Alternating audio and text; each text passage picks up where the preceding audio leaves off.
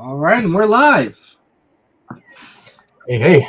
Hello. How's everyone doing today? Well, no one's in here yet, but Yeah, well, welcome to the show. Yep. I'm Bushingo, the Lucha Dork. And I am Big Bubba Brogdon. Yeah, this is the Beatdown, Yep. the Babyface Beatdown. Beatdown. Breakdown. You're beat down. Yep. Beat down and broke down, man. Well. That's both me. No.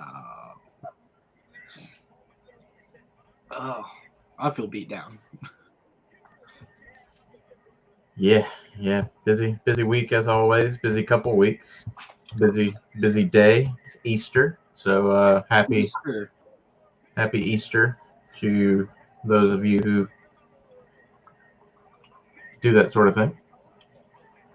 Which, I mean, you don't have to believe in what is, behind the Easter tradition to celebrate Easter, but happy Easter Day, one regardless. Yeah, you don't have to be pagan or Christian. You can still enjoy some. Believe in the bunny. Yeah. The bunny. Yeah, I think I preferred her in Impact as opposed to AEW. Oh, well, I was referring to the Bad Bunny. Oh yeah. Yeah, I don't like that one so much. You and my friend both. Gabe. He does not care for Bad Bunny. Nah, it's pretty interesting since we're coming off Mania, and we'll get more into that in a minute. But yeah, the celebrities that WWE chooses to bring onto their shows, 9 times out of 10, pretty questionable, man. I don't understand where their musical taste and their taste in celebrity, like where that comes from. Was it Lil Uzi Vert? Is that? Am I saying that right? Was Lil Uzi at WrestleMania? Really? I didn't remember Lil Uzi at WrestleMania. Oh yeah, he was with the Usos. Yeah. Oh, that's right. He did the intro for them with some really horrible music. That was my first time ever hearing Lil Uzi Vert. Last, I'm guessing. I hope so, man. I hope so. I've heard his name before. I've been around the kids and had them fill me in on what they're listening to these days, and so I've heard his name. Listen, I still listen to Metallica and AC/DC. Yeah. I mean, that's good stuff. That's another thing with the young generation. They don't really go back and, of course, there's exceptions, like yourself, but a lot of them don't take the time to go back and listen to anything that's, more than a few years old. Kind of frustrating. Just an observation that I've had. But yeah, man. And I'm not necessarily talking about people like Logan Paul, the people who actually get in the ring. I know McAfee, I guess, would be considered. Bad Bunny's been in the ring. Yeah. Now Bad Bunny, and there are some who get in the ring, that I'm still not a fan of. Not a fan of Bad Bunny. Well, Napoleon Dynamite, he got in the ring. Yeah, not a fan of that, man. So yeah, some questionable taste over there at the WWE when it comes to Hollywood. Yeah. Which Snoop Dogg co-hosted. Yeah, and I'm not really a big Snoop Dogg fan. Oh, I'm a big Snoop Dogg fan. Per se. You said you are? Yeah. Cool. I mean, fair enough. He's not somebody that I would be baffled, that you or anyone else would enjoy. He's got merit, he's got skills, but yeah, not my Double G. He's the dog. Sure. But yeah, the how about the save by him at WrestleMania. Oh yeah, we'll talk about that. I wanted to talk about that with you actually right after it happened. Yeah, pretty cool stuff, Yeah. and not so cool stuff for Shane McMahon. that's not a father cool. like son. Yeah. Like brother-in-law, like Yeah. All in the family. yeah, all of them have torn their quads at least once. I think Vince had the most the the stupidest one where he just gets in the ring and tears them. Both of them. Yeah, his was pretty stupid, and that's up there with the it's not really a torn quad, but the Sid Vicious Sid Justice incident where he broke his leg. Mm-hmm. Have you seen that? Mm-hmm. There's been a lot of accidental injuries as of late. The Impact show, the Reach for the Sky match. What are you referring to? Dante Martin's injury in the Reach for the Sky Impact. Yeah. Have you heard anything on like what specifically he's got going on? I believe it was. Oh, what was it? It was both muscle and bone. Mm-hmm. If he shattered his shin or not, but he definitely broke his ankle.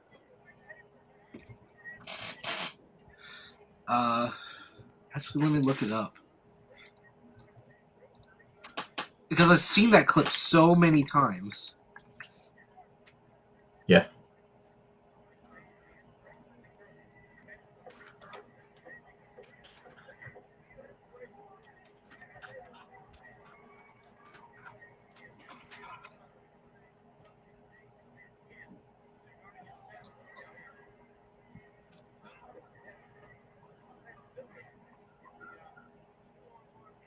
Let's see.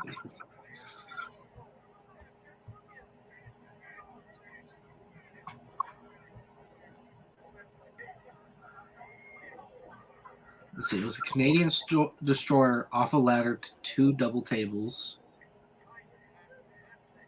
I believe his foot was caught up under him going down. And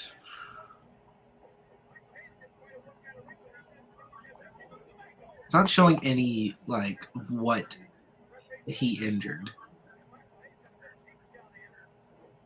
But by the looks of things, it looks like the shin. Definitely. It looks like the shin probably got snapped and the ankle was twisted. Yeah. So he's probably gonna be out for a while. Yeah, I'd give him maybe, I don't know, maybe a year. Yeah, at least. Yeah, because he's getting surgery done. Hopefully this doesn't end his career. I doubt it. He's still pretty young. No, yeah. He's pretty young. It's just that it's a pretty bad injury. Oh, it's bad. If I'm right and he snapped his shin, that is close to a, career-ending injury. Yeah. I mean, it really depends on how serious it was, how the surgery, recovery, all that stuff goes. He's still young though, so he might still have a little bit of a career ahead of him. Whenever it happened, I was talking to our good friend John about it, and my reaction was, I bet he's gonna maybe rethink the flippy stuff from here on out. I don't know. He may not have much of a choice if it's a bad enough injury. So he may have to, hopefully bring something else to the table other than gymnastics. You know what I mean? Yeah, I know what you mean. So if he's able to do that, I don't know. I'm not super well versed on him. Didn't really know the guy before coming to AEW. Don't know what his career's really been like. I've only seen a handful of his matches. He I think doesn't. he was at Atlanta. He trained in Atlanta. Okay. I don't know. He doesn't really. I don't know. He doesn't excite me very much. He's okay to watch. I probably watch half of his matches. The other half, if it's not somebody else in the match that I'm invested in, then I'll probably skip it. But he has gotten me on some moves, man, and I'll give it to him for that style. He's very acrobatic and he's a good high flyer. But I don't know. He always looks like he's kind of scared or like timid or. Yeah, I guess that's just his face, though. Yeah, I was about to say I don't know if that's just like his resting, face. It's just he just got one of those faces, but no, he doesn't seem. He seems like he's. I don't know. It comes across to me like lacking confidence. Mm-hmm. He seems a little unsure. His I haven't really heard him, cut a promo that I thought was particularly good either. So, yeah, who knows, man?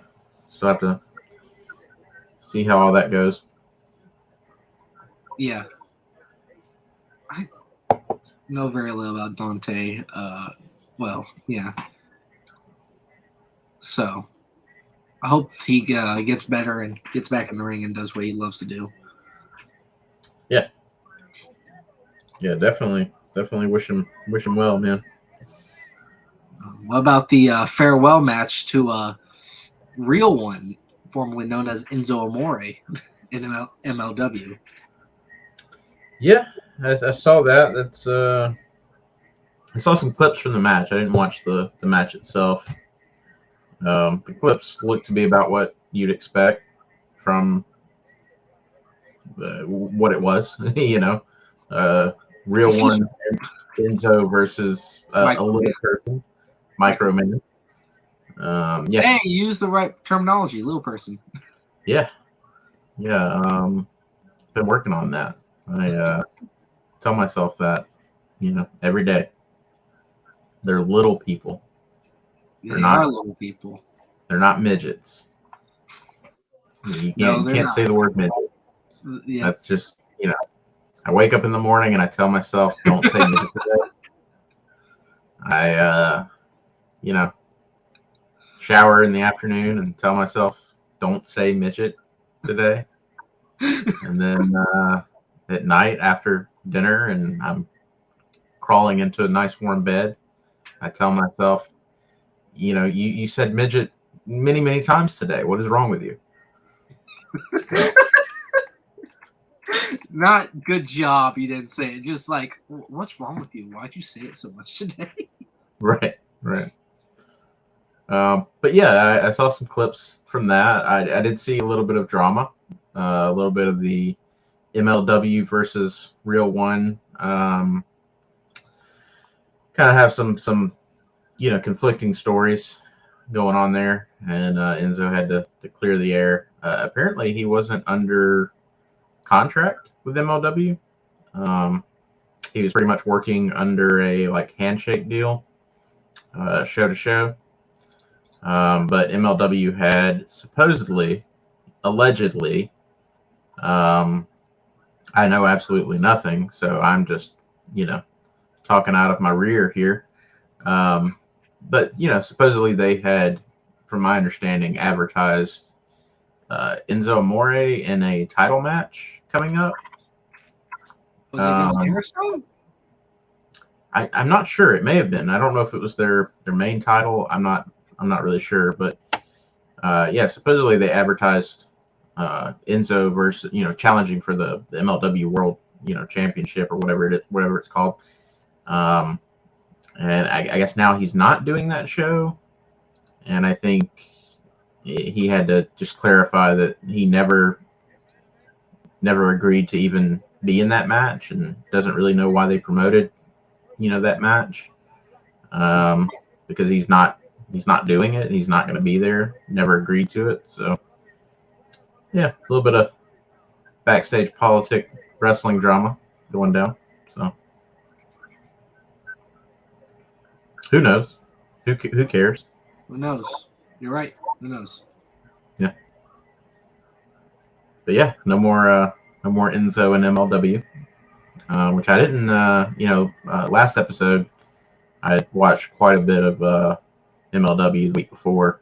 It's been a couple of weeks now. Haven't watched any more MLW, but have been watching other things. And we did have WrestleMania weekend last weekend, so and of course it was 2 nights instead of one. So a lot of wrestling to watch. Yeah, a lot of wrestling to watch. Of course, I had to watch Mania, and I don't think I didn't skip much of it, and what I did skip, I didn't necessarily skip on purpose. So yeah, night one I had to watch after the fact. So I watched night one Sunday morning, Sunday afternoon, kind of throughout the day. It was into night two by the time I finished night one. So as soon as I was done with night one, I just hopped straight over onto the live feed, and picked up where we were at. So I missed a few matches from night two. So yeah.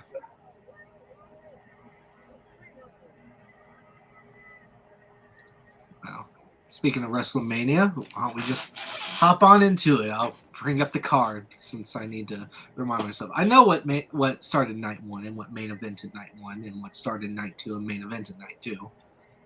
Yeah, but all the stuff in between. Yeah.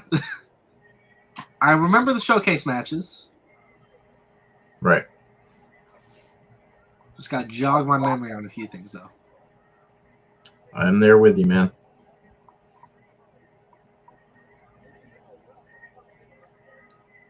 All right. We'll start off with night one.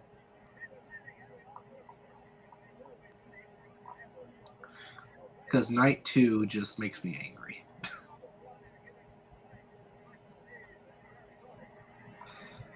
We were starting off with the United States Championship match that opened up WrestleMania as a whole between Austin Theory and John Cena. Yeah. So, pretty happy with the outcome. I'm not.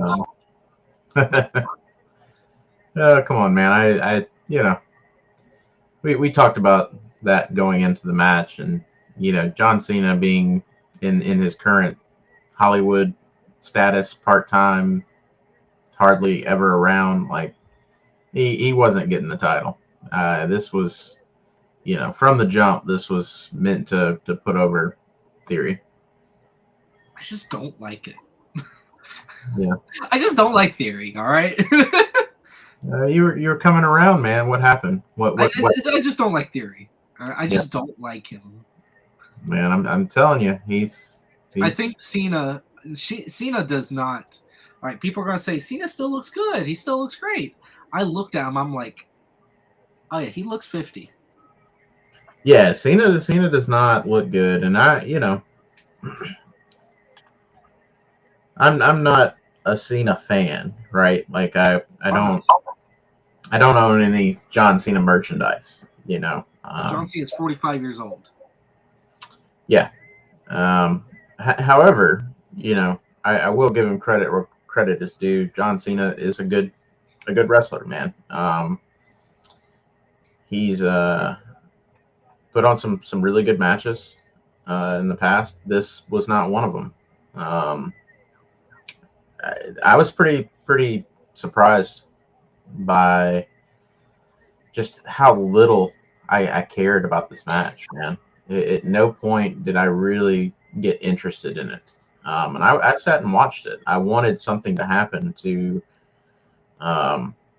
make me perk up a little bit and think, okay, well, we might end up having a good match here. But that moment never really came. And it wasn't, it wasn't steaming pile of dog poo. It wasn't it wasn't Brock Lesnar versus Omos, but yeah, it wasn't the worst match on the card. But yeah, it didn't deliver in terms of content within the match. Now, I'm still happy because it delivered, the result that I wanted. So still pretty pleased with it. Yeah. Well, well, my friend said if Austin Theory wins this match, I'm leaving. I'm going home. And you know what? My friend's a man of his word. He packed his things together that he was ready for all night, and he left. He had everything. He had different shirts to change out of. He had a backpack of stuff. And after that first match, he's like, all right, guys, bye. And he leaves. Yeah. After the first match. Never came back. No, he didn't come back. He didn't even come back for night 2. Wow. I texted him like, dude, are you okay? He's like, that match was so bad, I don't want to know the rest. I don't want to see the rest. I'll look it up later. I just thought maybe like he was a really big John Cena fan. No. Well, no. He's just like, it's so stupid. He was like, there's no reason why John Cena should be losing to Austin Theory. Well, I mean, there's every reason. I can give you 45 of them. Is it because he's 45? Yeah. I mean, I do think it's getting about time, man. I feel like John Cena probably should have maybe another match or two, maybe a handful of matches, and then call it. I think he should do his farewell relatively soon. Well, here's the thing. John Cena has never won a title that Sheamus has never won. What's that? The Intercontinental title. Okay. And so Cena's gotten to the point where he's above mid-card titles until now. Yeah. Where we have just seen he competed for a mid-card title. Yeah. And you're saying that Gunther won't lose that Intercontinental title anytime soon. What if Gunther loses it to John Cena? Oh, I mean, I think that would be a horrible call. Horrible call. Just because, again, man, you've built someone up with Gunther. Excuse me. So yeah, and they've done a really good job of building him up. They've brought some prestige back to the title. Handing that to John Cena would really, really hurt those things that they've invested in. I think Gunther should. After Mania, like my new kind of thoughts looking forward, I think Roman should keep the championship for a little while longer, man. And I think next year at WrestleMania, I would have Gunther take down Reigns as the Intercontinental champion. Just do a monster run with Gunther and make him the next big guy, because Lesnar's kind of winding down, man. So Lesnar's not going to be around much longer. You got Reigns wanting to do Hollywood, right? Reigns kind of going into a part-time role. Yeah. So you got Cody. I mean, Cody's something. But Cody just lost to Reigns at WrestleMania. So I don't know where that exactly puts him. He just got, beat down by Brock. Well, I guess if we're going by how you're booking it, I would say Roman drops to Gunther, and then Gunther drops to Cody. That way, Cody and Gunther have their kind of rivalry, like the Royal Rumble, like they were number 1 and number 30, and they finished the match out. Yeah, and I mean, aside from those people, I think you've got Kevin Owens, you've got Sami Zayn, who are great and doing well for themselves. They're in a good spot right now. You got Jimmy and Jey Uso, but I don't know. I don't know how you feel about it. Do you want to see Jey have a solo run? You know what? I would Yeah. love to see anyone have a solo run at this point. Yeah. As long as it's not Mustafa Ali, as long as it's not Reggie, God forbid, as long as it's not Quincy Elliott. Just take the title off Reigns. Yeah. I don't know. When I think about people that have been treated and built in such a way that like they could actually believably take out Reigns. I mean, some of the guys that I just mentioned, I think could potentially do it if done the right way. But some of them maybe need a little bit more time. Obviously Austin Theory, is probably going to need a little bit more time before you pull the trigger with that. But I don't know, man. I think Gunther is positioned to kind of be the guy going forward, man. After Reigns, I think you're going to need a full time, face of the company, and I kind of think Gunther could pull that off, man. I don't know about the name so much, and I would hate to say change his name again, which I wouldn't have changed his name to begin with, but yeah, I don't know how Gunther, rolls off the tongue when you're talking about the face of the company. And it is, a one-word name, which, that gets kind of complicated when you got people doing Google searches and whatnot. Yeah, I actually wonder. Yeah, I'm just going to say, what if we look it up right now? Yeah, just Google Gunther and see what it's comes the first up. thing that pops up. He's the first thing that pops up, actually.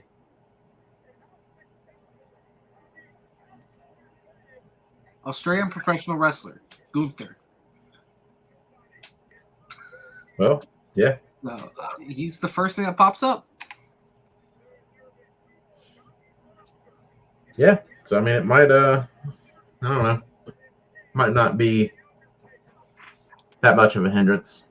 So,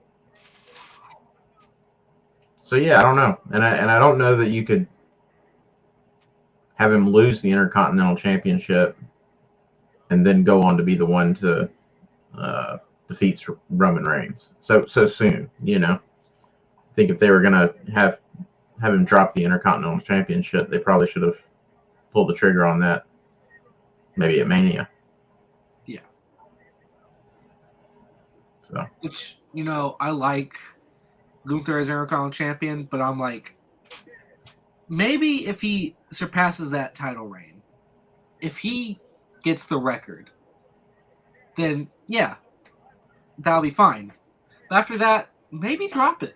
Maybe drop the title. Or, like you said, have him keep the title and just go on a monster run with 3 titles.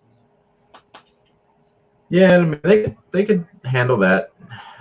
I mean, I don't know if you keep the Intercontinental Championship on him or have him maybe force him to relinquish the Intercontinental Championship. Just because, you're the undisputed WWE champion, like you just kind of clear that spot for somebody else.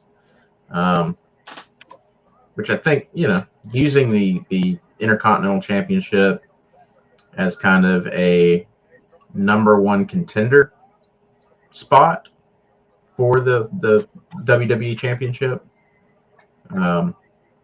makes sense.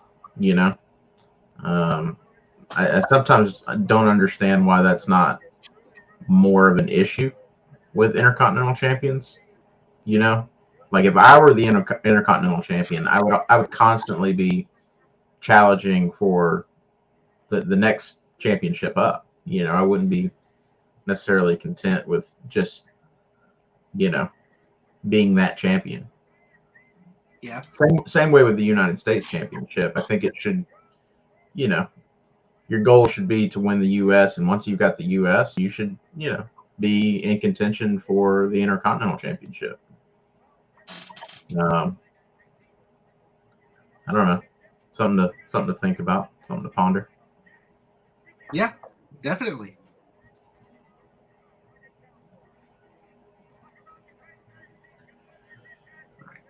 But yeah, Cena and Austin Theory. Yep, started it off. Then we had the men's fatal four-way tag team match, WrestleMania Showcase, between the teams of the Street Profits, Alpha Academy, what was it, Braun Strowman, Ricochet, and Viking Raiders, right? Yep. You know, it's very sad that I totally forgot Viking Raiders was in that match. I mean, did they really do anything of note?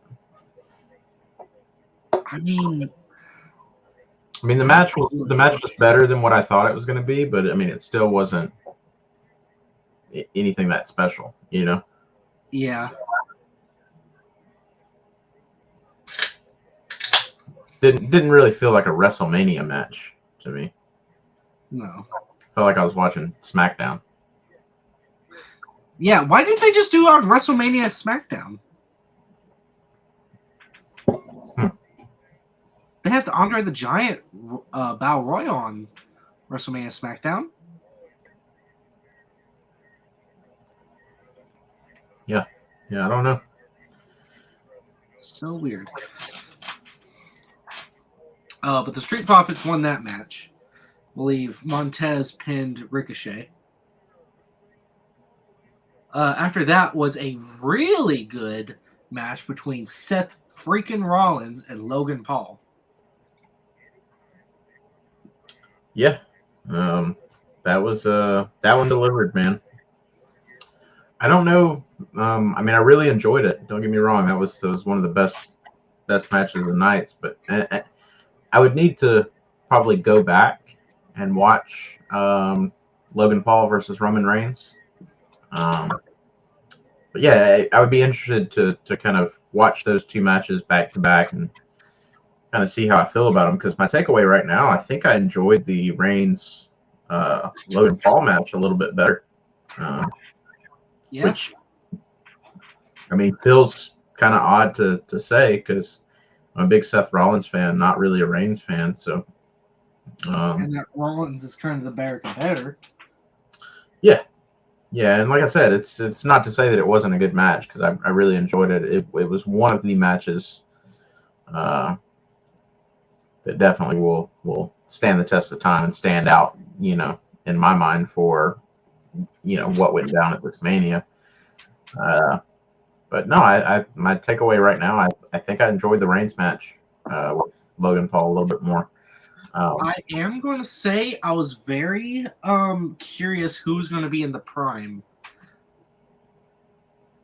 Yeah, I kind of got suspicious of that very, very early on, thinking that there was going to be somebody in the suit that was going to interfere or get involved. And yeah, I was correct. I'm not familiar with the guy that was in the suit. It was apparently someone from Logan Paul's podcast or something. So KSI and Logan Paul's history date back to like 2018, 2017. Before they were even friends, they were met. You couldn't have them in the same room.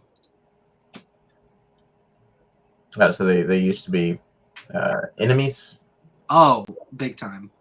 Actually, Logan Paul boxed KSI in a boxing match, and Logan Paul lost to KSI. Yeah. So their rivalry dated for a long time, and so KSI is a boxer, still boxes at different events, like minor events. But his brother, Jake Paul, wanted to fight KSI. That never happened. So there was that whole thing that went on. And then I guess Logan Paul and KSI buddied, like, you know, Mike Tyson and who's the guy he bit off the ear?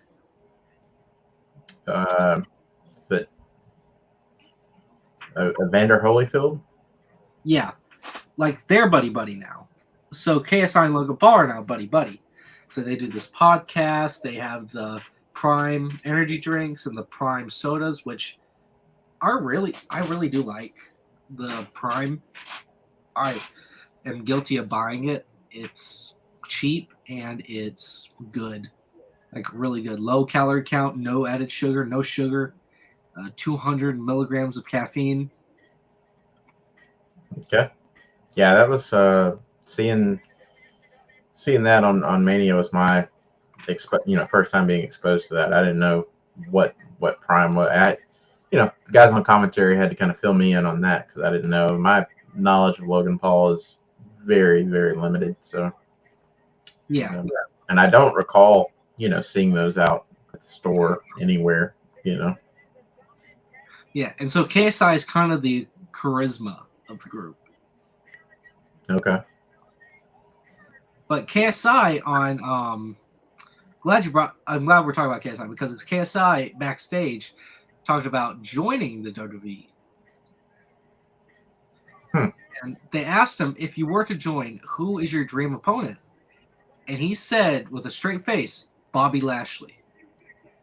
Oh, wow. And I'm thinking, oh, he's going to die. Yeah. Oh, he's going to die. Yeah.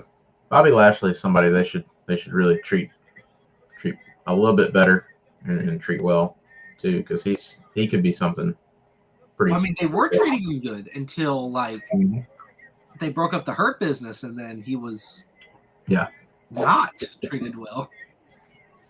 Yeah, that's what I'm talking about, man. They need to get back to working on him and building him back up. Which Lashley says he doesn't want to do the Hurt business anymore on TV, but I'm thinking possibly they could do it. Well, I would even be okay with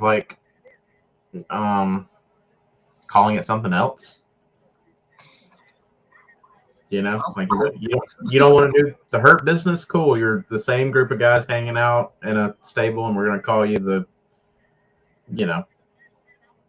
guys that hang out in that stable, or whatever, But I do have to say, well, I wouldn't really say. Hurt business gave me a really similarity to the Nation of Domination and what they had. Yeah.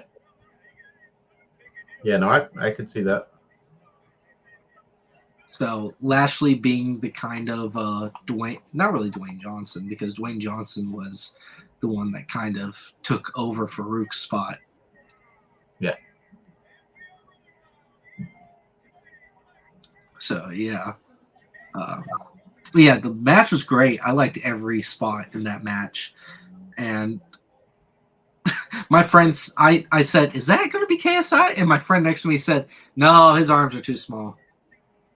I was like, really? Are you sure? Have you seen what KSI looks like? It's like, yeah, KSI's big. And then takes off the mask, it's KSI. Is like, bro, KSI's small. I'm like, you all right, man? You feeling good?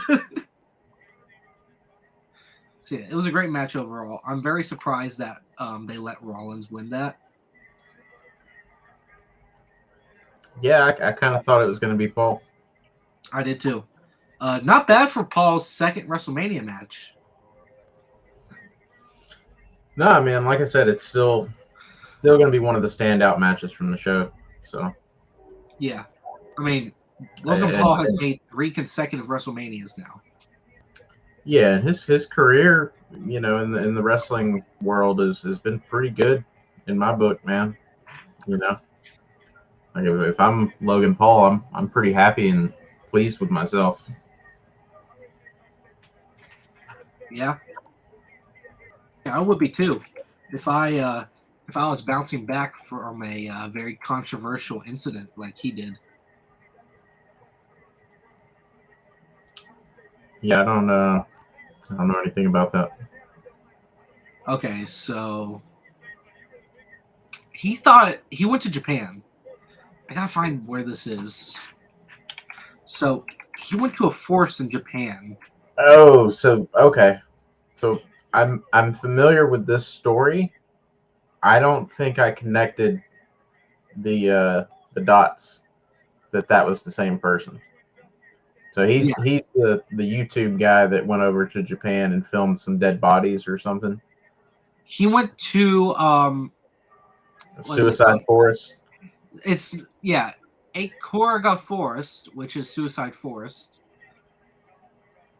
and he filmed it and just filmed all these dead bodies hanging from trees or on the ground, and he got it made news. It made CNN and Fox.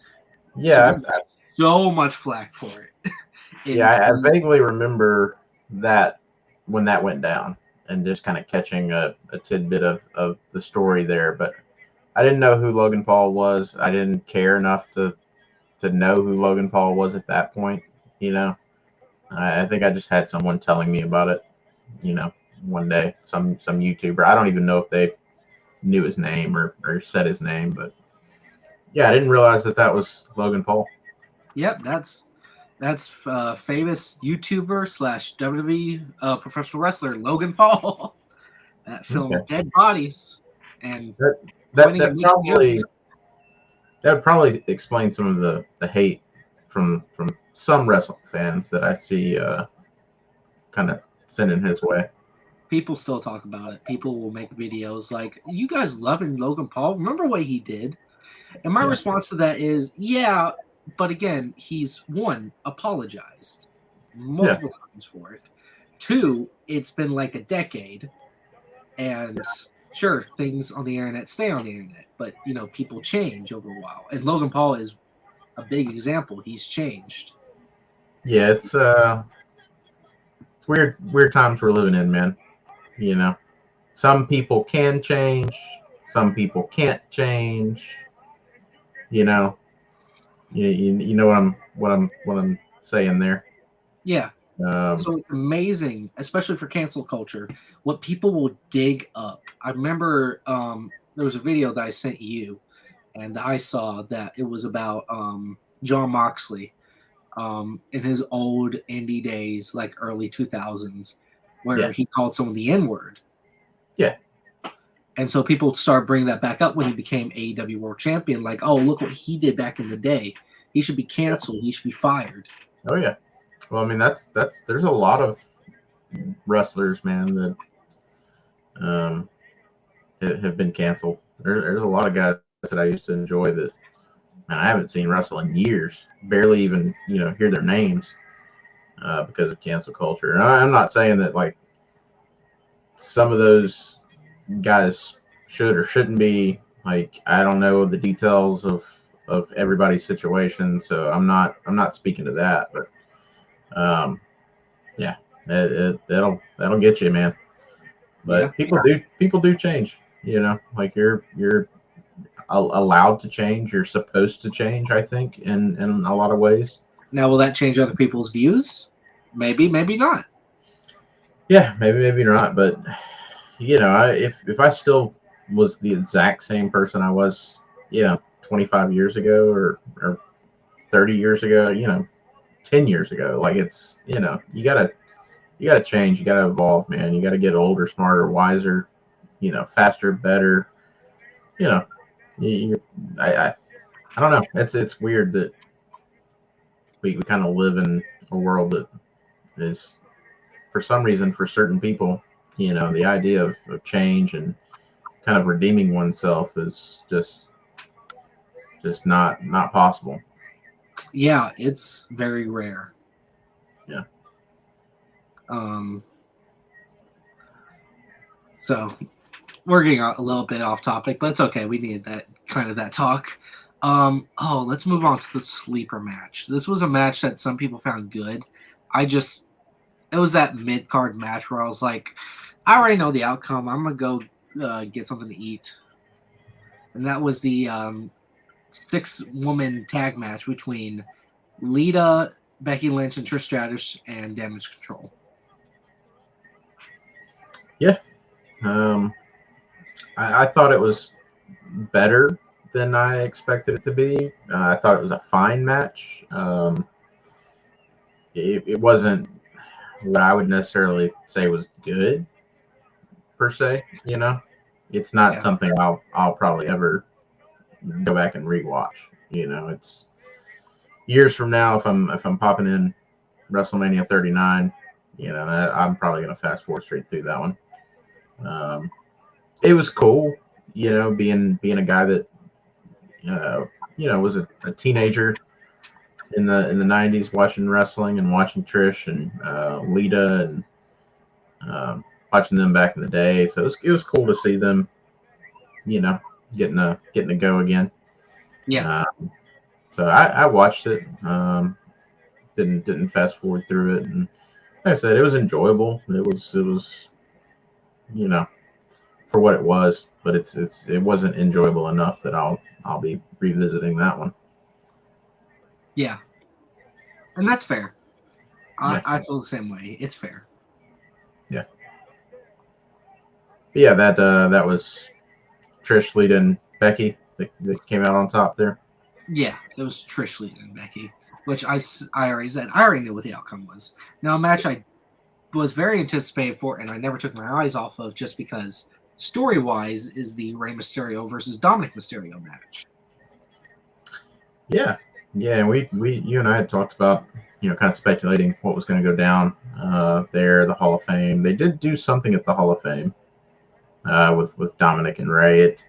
They didn't quite take it as far as I would have liked to have seen, man. And the Hall of Fame is a weird night. I a lot of times, man, I'll skip the majority of the Hall of Fame, just kind of catch maybe a couple of speeches, a couple of inductions from people that I'm, particularly interested in. But yeah, it's just weird because it's not within kayfabe.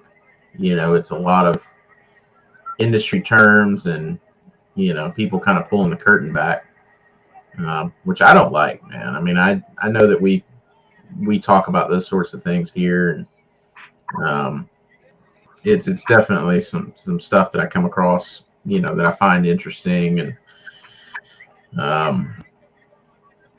but we all know, it's scripted. We all know what's behind the curtain, but right. I don't know. I think it is a bit more entertaining when we still kind of act as if we don't know, at least if they act as if we don't know, kind of, it would be like watching, a new Star Wars movie or a new, episode of Breaking Bad or something like that. And the actor starts to talk out of character for a moment, and talk about, something that's going on behind the camera or something like that. And they just leave that in the film, Yeah. Like that's what I feel like when I'm, watching the WWE Hall of Fame and they're dropping industry terms and things like that, talking about the behind the scenes. And I don't know, that's debatable. Some people could talk about, the fact that, those are real people and they deserve recognition and for the characters that they portray and for the things that go on behind the scenes. And I think that's a fair argument, but even with the Hall of Fame not being a kayfabe kind of night, I did really want to see Dominic interrupt Rey Mysterio, which I guess leading into Mania, we had Rey Mysterio finally break down and put his hands on Dominic, right? Yeah, that the week prior. Right. So, I probably wouldn't have done that if I were going to do this, and have Dominic come out in the middle of his Hall of Fame speech and, kind of intimidate him or just be Dominic, and just interrupt, just to be a little, a-hole. And, but that didn't happen. But I think Dominic and Rhea walked out during Rey Mysterio's speech. Right? Dominic, Rhea, and Damian. Yep. Yeah, just got up and walked out, which is still something, man. It's still something that you can use. It's disrespectful. And at that point, the fact that Ray had put his hands on Dominic, um, like I said, it probably made more sense to just have them get up and walk out. Yeah. So still good storytelling there. I'm glad that they did that. It did help for a little bit of last minute build for the match. The cherry on top of the ice cream sundae. But yeah, the match itself. What did you think about it? I thought it was a great match altogether. I thought the build-up was, of course, excellent. We all knew what was going to happen. Right. I felt like if they were going to build up this match, or if they were going to have this match, I think that it'd be more of a pop. One, if that Dominic went to Adam Pearce or to Creative or went to Triple H and demanded the match, and Judgment Day got them that match without Ray's consent. Yeah. And then at WrestleMania, where they're having the match, Ray's never hit Dominic before, but during the match, at one point, Ray strikes Dominic. Yeah. I feel like that probably would have been better than some of their build-up. Still have Santos Escobar, still have LWO be reformed. Yeah, I mean, I think that, like you're saying, the pop for Ray finally putting his hands on Dominic would have been better to do that at Mania. Mm-hmm. Because you really already had a lot of buzz about that match and that storyline going into it. So you didn't really need that big pop right there at the end. So, what I'm on board with all that. I would have taken the Hall of Fame thing, or I would have held off on the punch. I would have taken the Hall of Fame thing a little bit further. I would even say, kind of the angle that you were talking about having Dominic request or demand the match, with Ray at Mania, kind of against Ray's wishes. And I would have had him take it a step further and say, reference his time, behind bars in a cell, and like have it be a Hell in the Cell match. Put us in the cell. That could have been another kind of cool angle to work with. And that said, it would have been the only Hell in the Cell match at Mania had I done that, because I didn't care for the Balor Edge Hell in a Cell match. I didn't either, but we'll get to that one in a bit. Yeah, I feel like it should be better as a normal match. Yeah, we'll get to that one, but yeah, that would have been my fantasy booking there. I would have pulled something like that, and I would have been perfectly happy to sacrifice the Edge Balor being in the cell. Yeah. And you know what? I'm kind of glad that I was sort of right that they were going to reference Eddie Guerrero, and I heard his music, and I'm like, because I sort of knew they were going to do that, where they're going to pop his music out and someone's going to come into it, but I didn't think it'd be Ray. Yeah, I would have put my money on Dominic. Yeah, I've been talking about that for a long time. Like, Dominic should come out. He should be driving the convertible. He should be doing the whole Eddie Guerrero thing, since he wanted him to be the father instead of Ray. But no, Ray came out to Eddie's theme. Yeah, which throw that into the fantasy booking, that we just did. I would have had that been Dominic's entrance as well. I think that would have really sent it over, man. And I would have had Dominic come out on top. I don't know really why Rey Mysterio won that match. It does not. It hurts Dominic a lot more than it helps Rey. And I don't think Rey Mysterio really needs it at this point. Like, I thought what was happening here, what we were watching, was Rey Mysterio kind of passing the torch and putting over his son. I mean, there might be more to the story. You know, I guess Ray still got a little in him.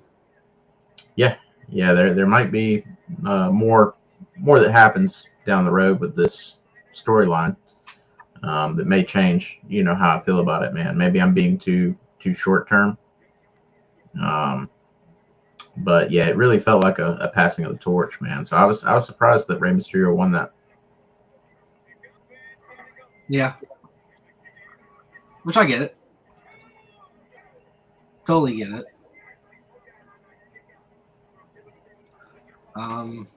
Yeah, what was the match after that? Oh yeah, the match right after that was Ripley versus Charlotte Flair for the SmackDown Women's title. That was another good one. Yeah, that was actually a pretty good match, man. Yeah, like we predicted, it would be a good one. Yeah. And got Rhea Ripley coming out on top, new women's champion. Yeah.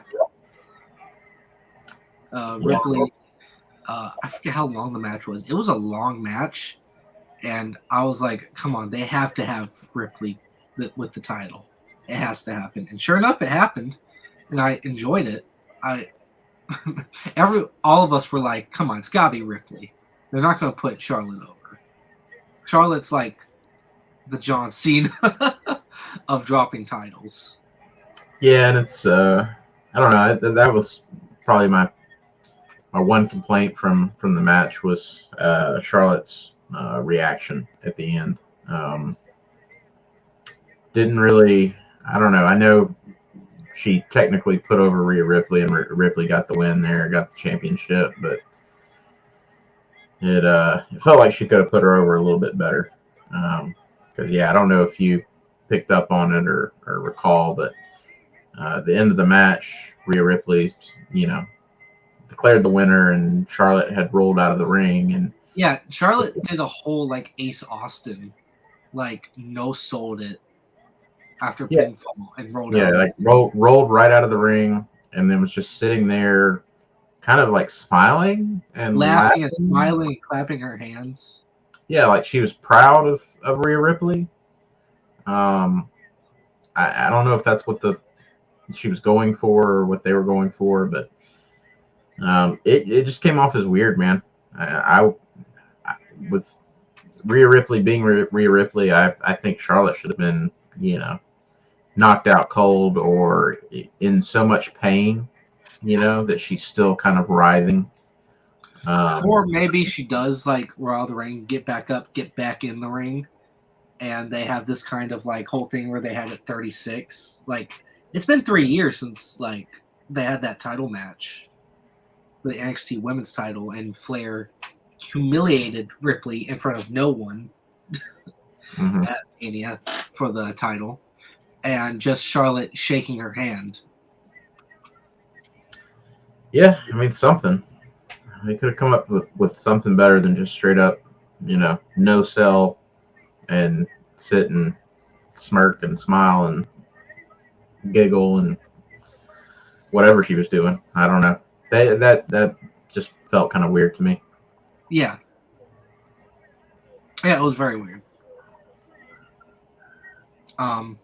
The match after that, well, there was a mid-card. There was a match between this match and the main event, which I'm glad Owens and Zayn versus Usos were the main event. I was very afraid that wasn't going to be the case, but I'm very happy that was the main event. The surprise match between Pat McAfee and The Miz. Yeah, didn't care for it, man. I would have cut it. You didn't care for it? Nope, didn't like that at all. In fact, The Miz kind of hosting Mania and all of that, like even Snoop Dogg. Yeah, I would cut all that, man. None of it did anything for me.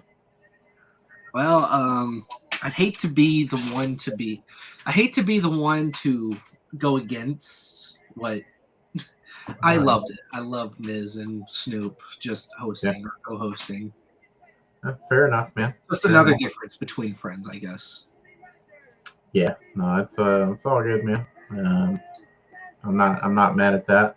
That's one of the good things about WWE when it's good. It's supposed to be a variety show. It's supposed to have a little bit of something for everybody, and you can't please all the people all the time. So Now, I wouldn't know about McAfee, but if Randy Orton returned and it was a surprise Randy Orton versus Miz match. Yeah, I might would have felt a little bit differently about the match then. Yeah, the match itself just wasn't anything special. I don't really know a lot about McAfee,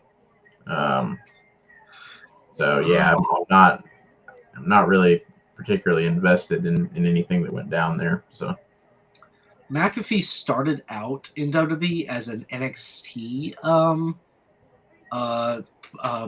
broadcast team, like commentator. Yeah, they started out in the NFL. Right. Yeah, I knew that.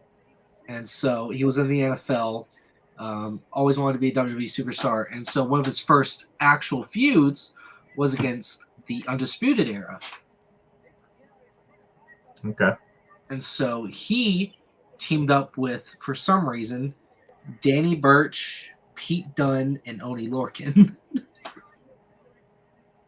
That's that's a good group of guys to be affiliated with. Yep, so it was the four of them versus Undisputed Era War Games.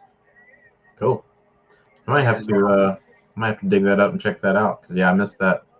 And Danny Burch is awesome, like super underrated. I love the technical guys. Yeah, he's phenomenal. I've seen that guy wrestle in person so many times I can't even count them. And met him a couple times. He's super nice. Great in the ring. Like that guy, I'm amazed that he's not been pushed in NXT or main roster. Like that guy's just incredible. I was going to say Burch and Lorcan got released last year. One of Vince's last releases. Yeah, I was sad to see that. I think the last time I saw something from Danny Burch, he was offering like lessons. I think he was trying to go the teaching route, but yeah, nothing on him. He hasn't done anything since WWE. Yeah, that's unfortunate because man, I saw him in Atlanta wrestle Zack Sabre Jr. Mm-hmm. And I was so front row I could reach out and touch him, like right at the ring, man. Great match. Still one of the best matches I've ever seen in person with my own eyes. Yeah. Of course, that wasn't technically Danny Burch. That was Martin Stone. So that's what he goes by on the Indies. But yeah, getting off on a tangent. Miz, McAfee. Skip it. For me, though. When we'll get to night two got a little bit more interesting with Miz and Snoop and all that. Yeah. But yeah, main event after that. Kevin Owens, Sami Zayn, Usos. Kevin Owens, Sami Zayn, Usos was the match of the night. Yeah, it was. Not really wrestling wise, yes, but story wise, that was the match of the night. Yeah, that's what I was about to say too. I mean, if I'm looking at pure wrestling, I would not give it match of the night. But the wrestling was good. But the story that was being told there, definitely sets it over, as match of the night, man. Like everyone's saying, this is cinema. This is cinema. I'm like, yes, this is cinema. Right. Yeah. Excellent storytelling, man. I really hope they're able to, keep this going with at least that group of guys. But I wish they could just kind of take this model, take whatever inspiration they've gotten, and just kind of spread that out across the show, man. I mean, can you imagine if the entire 3 hours of Monday Night Raw and the entirety, SmackDown were consistently as entertaining and interesting as the Bloodline storyline has been.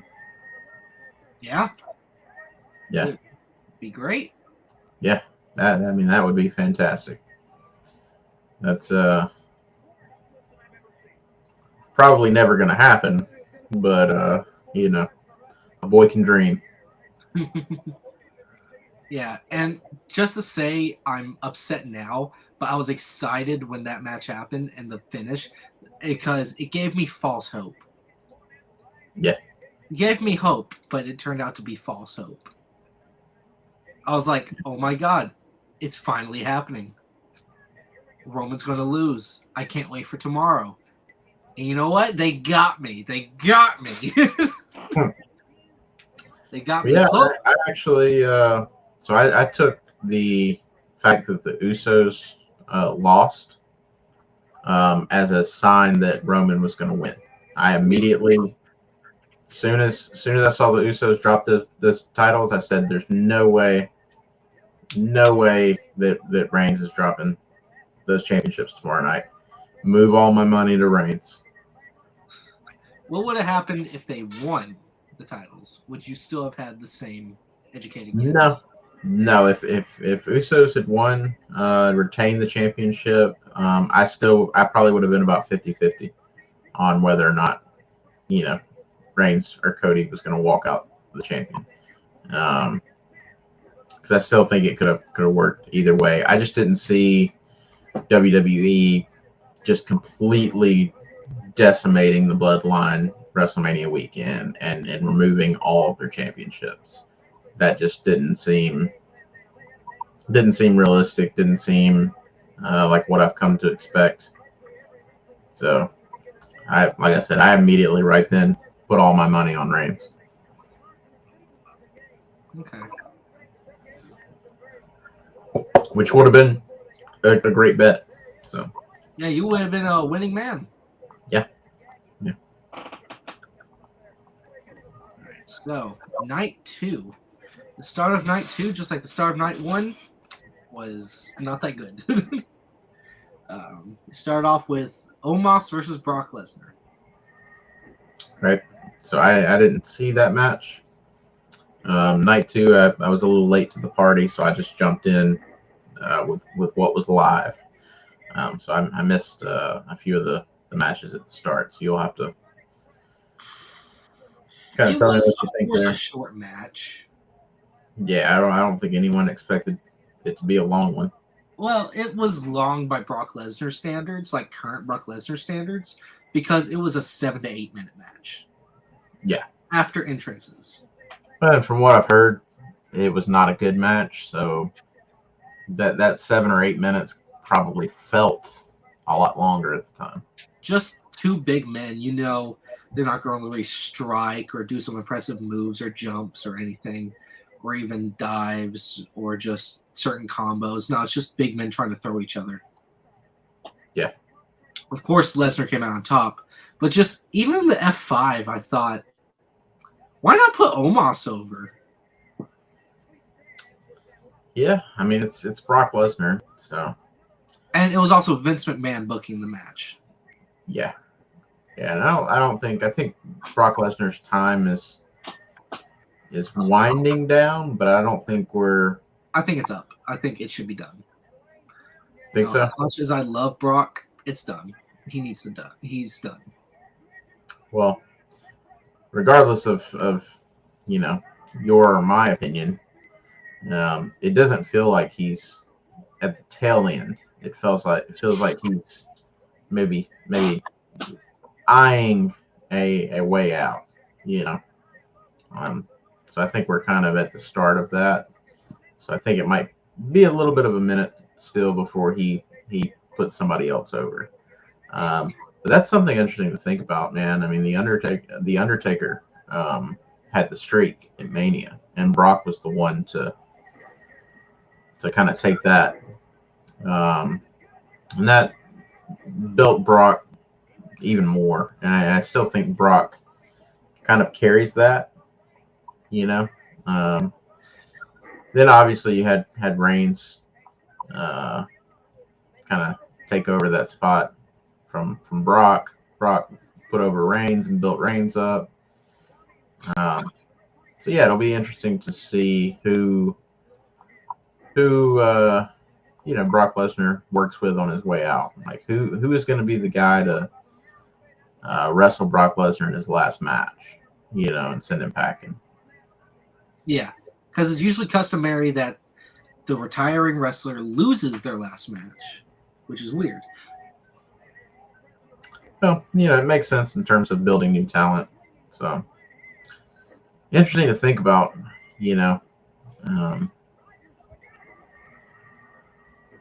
no telling who it could be, man. Because I don't know that we're, right around the corner from that. I still think Brock Lesnar is probably going to be around for maybe at least 2 or 3 more years.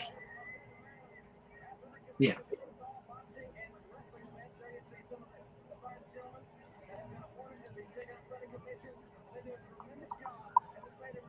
So match after that was the women's tag team showcase match, which was, let's see if I can remember these teams. Because no offense to the women's division, there are no good women's tag teams. So it's Baszler and Rousey. Yep.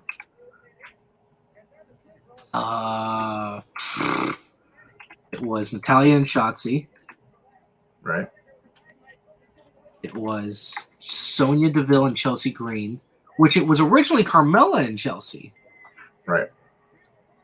But for some reason, it got changed.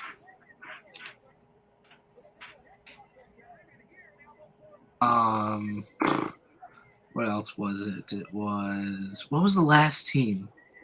Was it that Raquel? Yes, Raquel Rodriguez and Liv Morgan. Yeah. It was okay. Yeah, didn't watch it. Don't know that I ever will. It was okay. It was. I mean, the results was expected. So Rousey, Baszler. Yeah. Yeah. Rousey tapping out Shotzi. Yeah. Yeah, that's about what I would have guessed. Yeah, that was definitely the match where I would take a break. I didn't take a break at all during the show, since there was only like 6 matches scheduled for night 2. So yeah, I just didn't care for it. But the match after that was Gunther versus Sheamus versus McIntyre. So yeah, that's another one that I missed. However, that is one that I will be going back to watch. Even if I hadn't heard anything about the match, I would still, be making it a point probably this week to sit down and watch it, just because I'm interested in it. But a lot of the feedback that I've come across, lots of good things being said about that match. It was really good. Yeah. Wrestling wise, I give that one match of the night because just 3 really big guys. Like Biggie says it best. I want to see big meaty men doing big meaty things. Yeah. Yeah. And yeah, McIntyre, Sheamus, Gunther, monsters of men just going at it in a triple threat match. McIntyre's gear looked excellent. I'm all for an all-white gear. Like his entire attire was white, and that's kind of a, oh, that looks nice to me. I love white gear. Yeah. It's clean. Yes. Of course, Sheamus came out in his regular gear. Gunther came out in an all-black gear. Yeah. Kind of similar to his NXT UK days. Cool. And of course, Gunther retained. Yep. Gunther retained. It really looked like that Sheamus was going to win at one point in the match. Like, oh my God, they're actually going to let Sheamus win. And then McIntyre pulls him out. And just the face. You can tell the story-wise between the two. Like Sheamus's reaction to Drew and Drew's saddened reaction of what he just did. Like Drew's like, I'm sorry, but I really want to win this. And then Sheamus just is heartbroken. Yeah. Yeah, I mean that's seems like we're gonna get more of that. Yeah. For those two. Yeah. Stories not over there. Nope. That's actually one of my favorite feuds / team ups is Drew and Sheamus. Yeah. Yeah, the Banger Bros. Even though reportedly Drew McIntyre is not renewing his WWE contract. Yeah, that's what I heard. Not too happy with his, I guess, with creative. Yeah.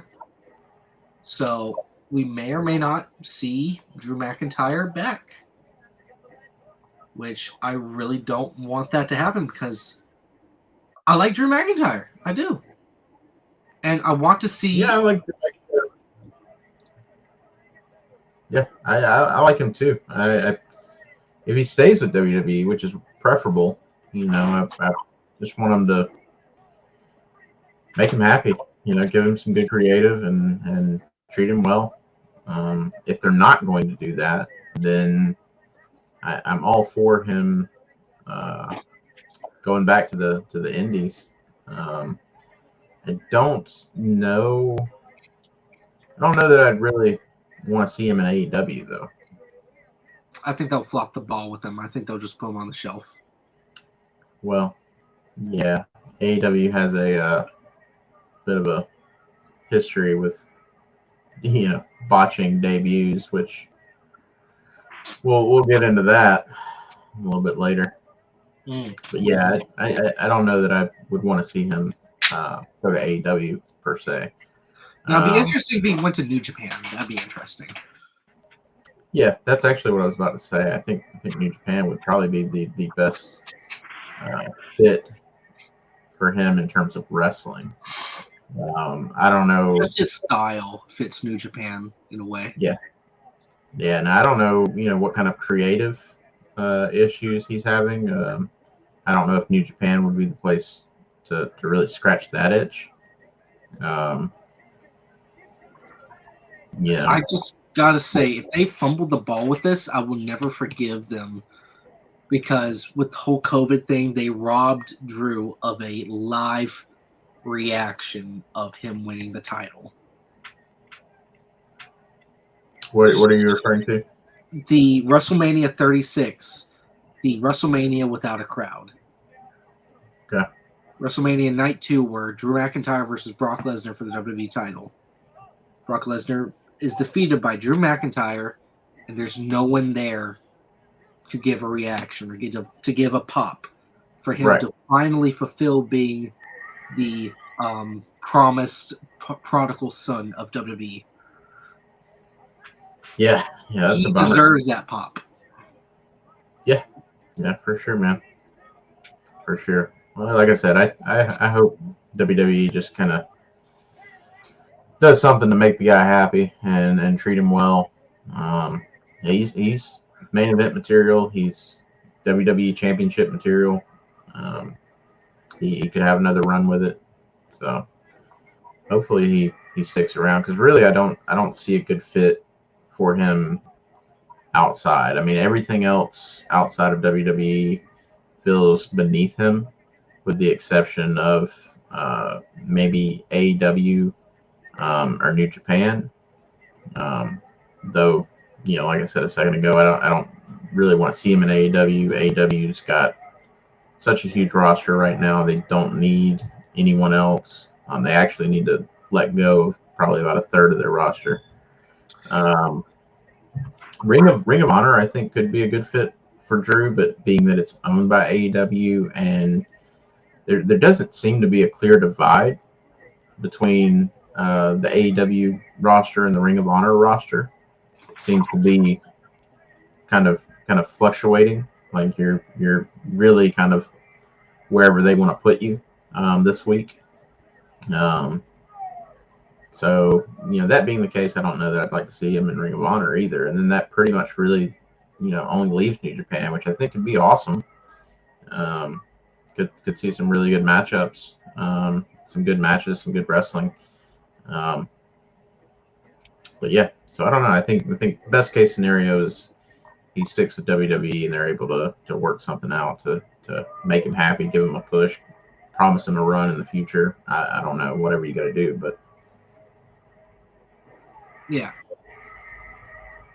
And yeah, it's just I really don't want him to fumble the ball because one, I liked his return and I like the way they kind of. I don't like they represent the way they represented him in his Raw return as like Ziggler's partner. yeah, But I liked how they built up. He's coming back. Oh yeah, he's this big. He was this big thing. He was a part of this group, and then all of a sudden, whoa, he won the Royal Rumble. yeah. I think. I mean, he's been kind of built back up to be somebody that could potentially step into the main event picture or title picture. So I we've talked about it before. I don't think WWE has enough guys that kind of fit in that spot. When you're looking at somebody like Reigns, somebody like Lesnar, and then you look at the rest of the roster and try to find someone who could believably take them on and defeat them, it gets pretty hard, man. There's really only maybe a handful or a couple handful of folks for whatever reason. Some of them, a lot of times it's just how WWE has treated them and hasn't really treated them well. The 50-50 booking that WWE does a lot of times doesn't really benefit anyone as much as just getting behind some of these guys. Yeah, which they've done before. Yeah. Yeah, I heard that was a good match. Gonna try to catch that at some point in the next couple of days. Yeah, you should. It's good. It was a great match. What match did you start off on, if not that one? I believe it was, if I'm not mistaken, it was the tail end of Asuka and Bianca Belair. Okay, so you did watch the end of that one. Kind of. I was still kind of getting settled in. I think that's what was going on whenever I turned the TV on and hopped on the live feed, but I still had some settling to do. So I wasn't, and being that I didn't catch it from the beginning, I just kind of figured I would catch it on the rewind if necessary. So yeah, I didn't pay it much attention. I couldn't even tell you who won. I'm sure it's Bianca Belair, just based on a guess, but yeah, I don't recall what the finish was. Bianca won. Bianca hit Asuka with the KOD after Asuka missed with the mist. Bianca went for the KOD. Asuka reversaled into an armbar. She muscled up Asuka from a side armbar back into a KOD, hit the KOD, match finish. Yeah, it was kind of I don't know, going into that, I know we talked about before, the build to that match was not very good. Didn't really seem to have a whole lot of time or focus on it. Going into it, I still had my money on Bianca Belair. I just didn't really think Asuka was going to win. However, I wasn't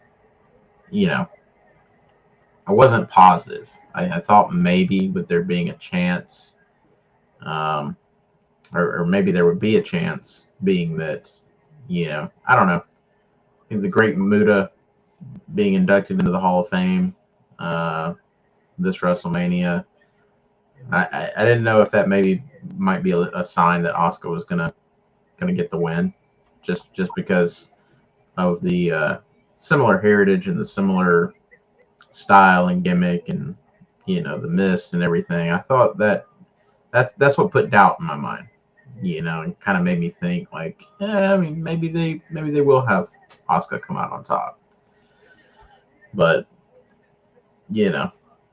not enough doubt for me to not still keep my money on Bianca Belair. So I wasn't surprised to hear that. Yeah. So we had that, and then I I don't know what I would have done for the booking. I would have booked Edge versus Balor before that match, but Yeah. Pickers can't be choosers, I guess. Yep. So we get Edge versus Balor. It wasn't horrible. Wasn't horrible. Though there were some horrible things to me. The arena. I guess when Edge and Balor did their entrances, still daylight, so it wasn't. It wasn't. It didn't have that dark feeling. Right.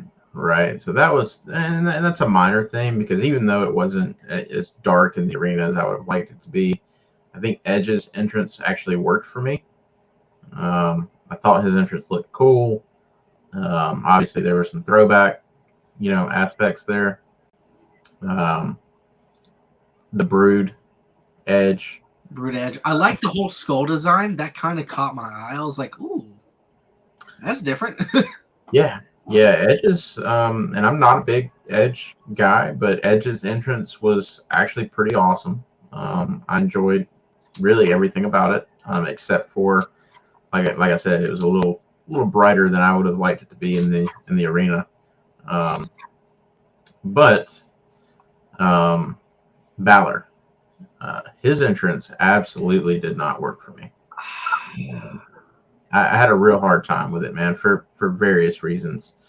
I was hoping that he was going to not do just the red and black and incorporate some purple, based on, which he did. So I was pretty pleased with that. That looked cool. I liked the face paint. I liked the front, body paint. The back, he pretty much just had his name written from shoulder to shoulder, with a picture of his face, which did not really work for me. I felt like that was a missed opportunity to do almost anything cooler than that. Just putting your name and your face on your back, just, I don't know, didn't really work for me. But he was wearing a helmet that had these really, really long steel spikes coming out of it, kind of like a mohawk. The thing looked very top heavy, and he was not wearing a strap to strap it to his head, so it's just sitting on his head. He wasn't very animated when he was coming out. He was very stiff, very limited movements, and I think that was because of the really stupid looking thing that he was wearing on his head. I don't think he wanted it to fall off, so he was being a little bit more reserved, which to me also doesn't really work for the demon entrance. No, because the demon's supposed to be this unleashed, monstrous type, everywhere all at once. Kind of creeping and crawling, standing, squatting, just all over the place. And just to have yourself reserved because of a headpiece, which isn't really that good. I'd rather like the headpiece with the strings where he can have more movement. Yeah, and I'm not even particularly fond of that headdress, with the long strands of fabric hanging from it. I'm not crazy about that, but it's better than the mohawk helmet thing. It just kind of reminds me of, you ever seen those kids that have bicycling helmets that have the fake mohawk? Kind of cruising through your neighborhood. That's what it looked like to me. So yeah, and then he had some smoke sticks. I was gonna say the stupid smoke sticks. It's not a bad idea. It's just that I feel like the execution was terrible because, for one, it's light that you can see the sticks. Yeah. You can't hide the sticks if there's natural light still shining in, bouncing off that dark thing to show that they are in his hand. Yeah, I mean, I think it would have been cooler to have those just Velcroed or taped to his boots or something like that, to where he didn't have to hold them, and he could just maybe activate them and let it just be kind of coming from behind him or from his feet. Because that entire time I was so annoyed, like he was in the camera doing this. Yeah, it was. We're not a Disney theme park. Don't have to wave the stuff in front of us. Yeah, it was a horrible entrance, man. It was definitely, and I'm a contrast, like, not a big Edge fan. I loved his entrance. Big Balor fan, hated his entrance. Thought it was terrible. One of the worst entrances I've seen in a long time. I kind of felt, my wife was watching at that moment, and she's seen Finn Balor live, and she's familiar with Balor, and so she wasn't paying it much attention, but she did kind of tune in at that moment, and she commented and said it looks like a junior high school kid doing a Finn Balor impression. But did not have the money to really pull it off. So just kind of grabbed some smoke bombs and his bicycling helmet and little face paint, and $1 billion company. Yeah. Producing this guy should not be compared to what you just said. No, not at all, man. And I would have been okay with a vignette, like a video package intro, to do something that you can kind of get the imagery where you need it to be, the darkness that you need. Show a creepy video and then just have Finn Balor crawl out from under the ring or something weird like that. Yeah. And just get straight to the match or something. I don't know. But yeah, didn't work for me. The match itself was okay. I did find myself kind of getting bored at times. It was very slow at points, which it usually is slow when they're getting weapons ready and everything. Yeah, and of the matches that I watched, that was the one that I actually had the hardest time not fast forwarding through. There were 2 times where I picked up the remote and started to fast forward. But yeah, I realized I was live, so couldn't fast forward it. So I just had to sit there and take it. And like I said, it wasn't terrible. It had some good spots. I did see Finn Balor get busted open.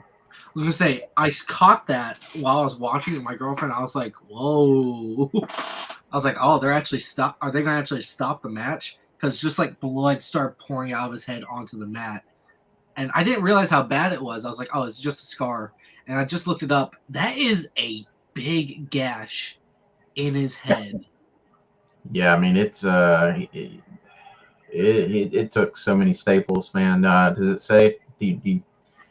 Did you see anywhere with how many staples he had to have in his head? I can count, but just looking at this and seeing how deep it is, I don't see bone, but I do see a little bit of tendons and a little bit of muscle through that. That ripped through all of the skin. Yeah, there's all some, layers of skin are gone. It's almost the muscle on top of his head. That's head meat.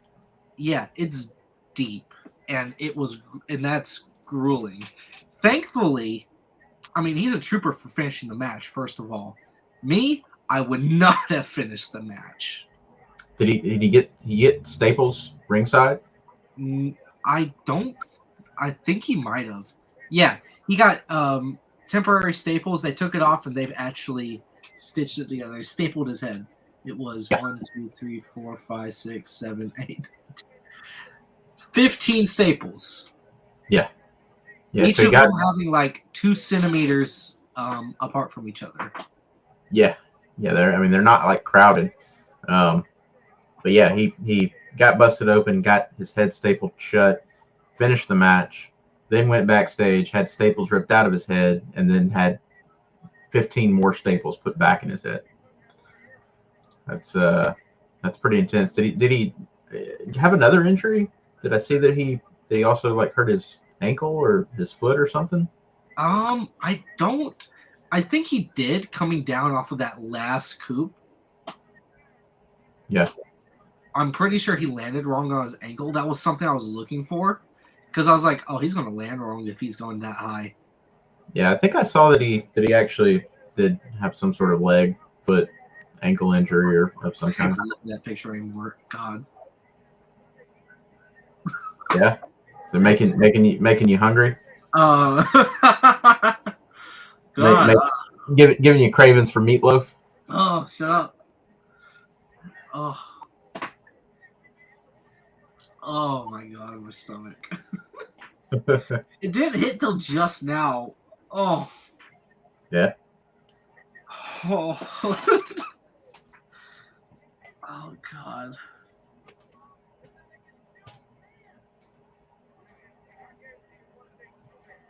Yeah, let's move on.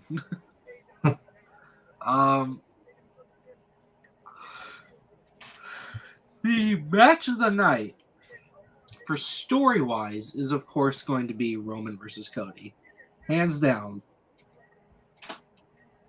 Yeah.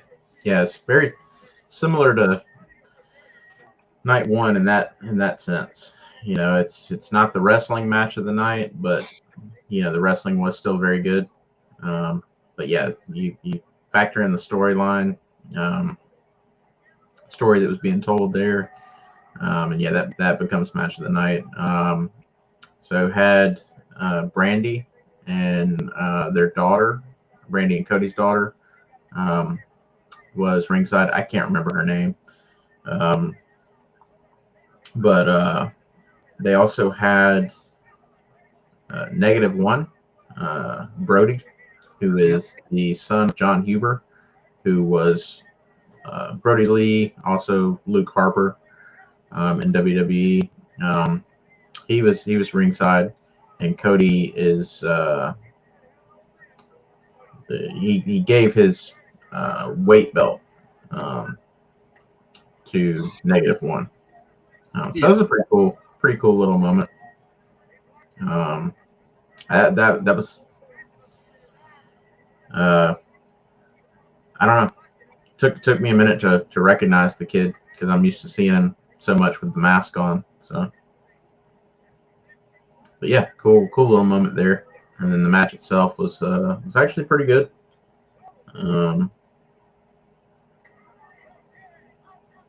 But yeah, not the result that a lot of people wanted. Apparently, there's a lot of really didn't want that to happen. Of course, I wasn't as crazy as some people were about it not being, the way I wanted, but yeah. I really wanted him to win. Yeah, but you weren't mad enough to like throw a rubber chicken at someone. Or like start trying to rip the stadium seats out. Right. Both of those things actually happened, though. Yes. Yep. So which is why we're referencing them. Both of those things happened. Someone did throw a rubber chicken into the ring, trying to hit Roman, but accidentally hit Cody. Yeah. Which I mean, I don't think it's a good idea to be throwing things into wrestling rings. I'm not advocating for that. But if you're gonna throw things into wrestling rings, make it a rubber chicken. Like that's just man. That's phenomenal. That was so funny. So funny. It couldn't have been anything better. Like that's probably the funniest thing you could throw into a wrestling ring. Like I didn't notice it. It was my friend that pointed out. He's like, "Is that a?" I can't say the word he said. He's like, "Is that a rubber chicken?" I looked at him like, "Oh my God, it is!" Yeah, hilarious. And then of course, we saw some fan freak out videos.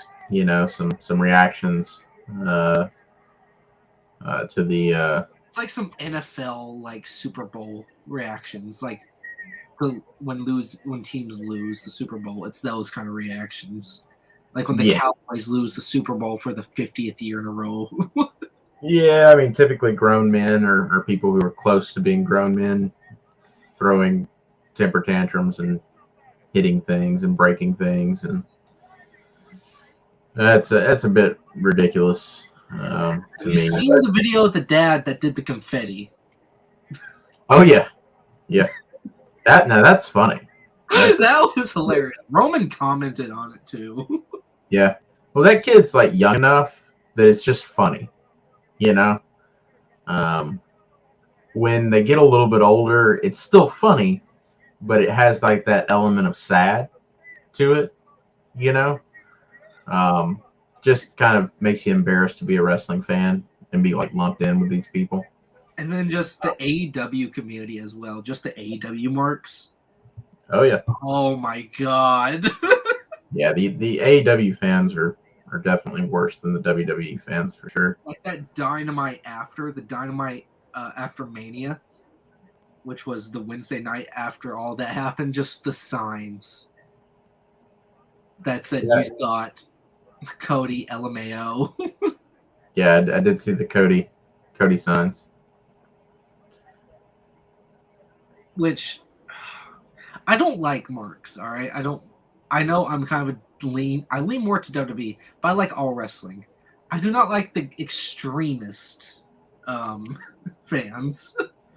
Yeah, I don't understand the hardcore like one or the other. You know, and they're out there, man. You get online, there are people who are diehard WWE fans and nothing else.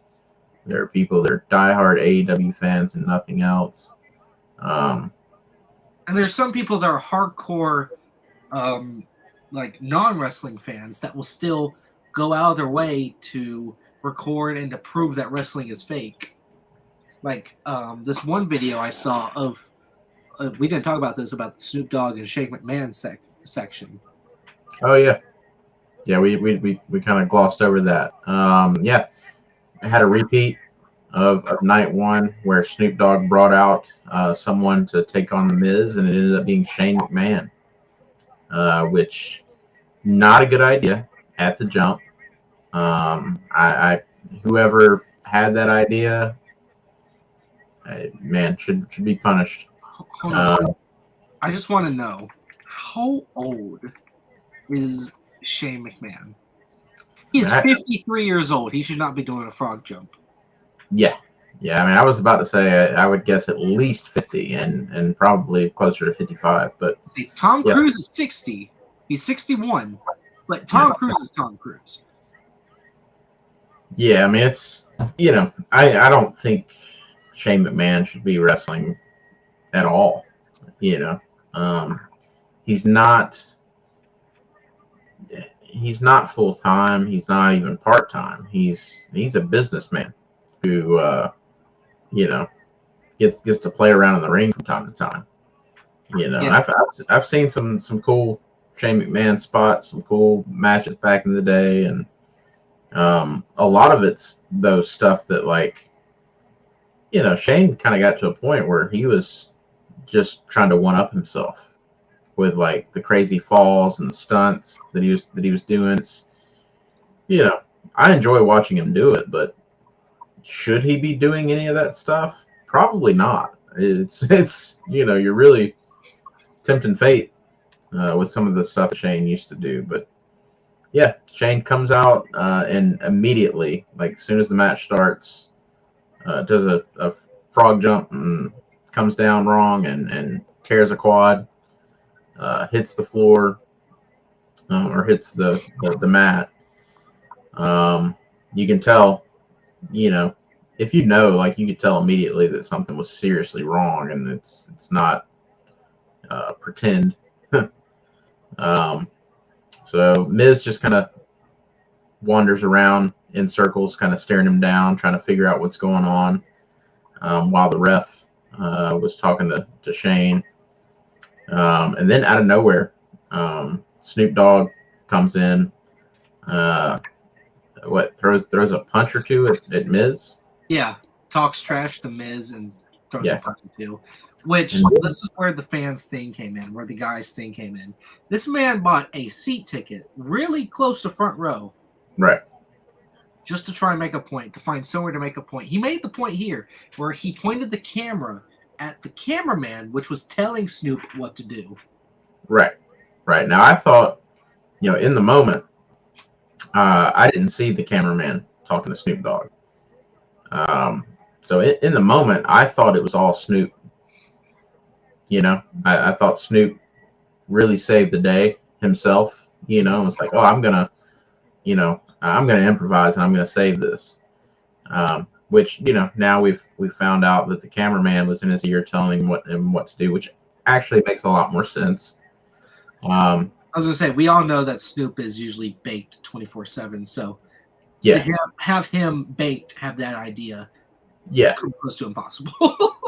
Now this is where it gets a little bit more interesting to me. So Snoop Dogg has Miz on his back, and he does the Rock. Like the Rock's old thing where he would kick the arms in and look at the crowd and run, rope to rope and then drop the people's elbow. Now I wonder if that was from Snoop Dogg. I think that's from Snoop. I think that's definitely from Snoop. Yeah, because the amount of time that cameraman was talking to Snoop, I don't see there being enough time to really convey all of that. And tell him like, okay, we want you to go in. You're gonna hit Miz. You're gonna, do the Rock's people. I tend to believe that Snoop kind of improvised that aspect of it. Which was funny, man. I did get a little. I got a laugh. Yeah, I got a little laugh out of that. I love Snoop. Yeah, and as I've told you before, I'm not as much of a Snoop mark. He is the DOGG for a reason. Yeah, cool, man. Now, some of the things that he does, I don't quite believe in. I don't think you need to have weed to have a good time, for one. But that's just not him. He's like, I'm not having it to have a good time. I'm having it because I like it. Yeah, but that, to his credit, man, that was a good call. It was funny. I actually enjoyed the segment. Probably way better than I would have had everything went according to plan. So yeah, good on Snoop for saving that. Yeah. And some people also might forget this, but Snoop Dogg in '93 was charged with double murder. Yeah. So you're not on board with smoking weed, but double murder you're a fan of, right? No, the thing is, he was found innocent. The thing is, he was found innocent. Yeah, no, I'm just messing. But he kept his cool and he kept calm throughout the entire thing. There was no outburst. There was no, I did this, I did that. Yeah. You gotta believe he was sober for that, of course. Yeah. I would think so. So, yeah. Back to the Cody stuff, I guess. We're done with Snoop, I guess, because some people aren't fans. But yeah, back to Roman and Cody. Yeah, they really put me on a curveball. I thought Cody was going to win. Yeah. So Cody loses. Reigns still the champ. So yeah, I didn't watch Monday Night Raw. Big part of the reason that I did not watch Monday Night Raw is because the response, the reviews that I've seen for Raw, I've seen worse Raw after Mania probably ever. I wouldn't say ever. I think there's probably a good number one contender this is a good number one contender, but yeah, this was terrible. Yeah. This was a god awful Mania. Raw after Mania. Yeah. That's some segments and some matches. The Profits and Owens and Zayn were the best parts of the night. That's it. I didn't like anything else. Yeah, I mean that's And so from everything I've read and everything I've seen. Yeah, people not too happy with that one, and the Raw after Mania has oftentimes been pretty awesome. that's usually when they call up NXT or like they have people brought back and Yeah. like do a surprise stuff, and we've loved that over the years. Riddle was not much of a Raw after Mania surprise. What's that? Matt Riddle. Oh yeah, that was odd. Didn't really make a whole lot of sense. I'm not really sure why he even came out. What he has to do with anything that was going on there. Yeah, just random. Didn't make any sense. Which I guess we also had the news that WWE has been sold. Yep. Yeah. For how much? Like $9 billion?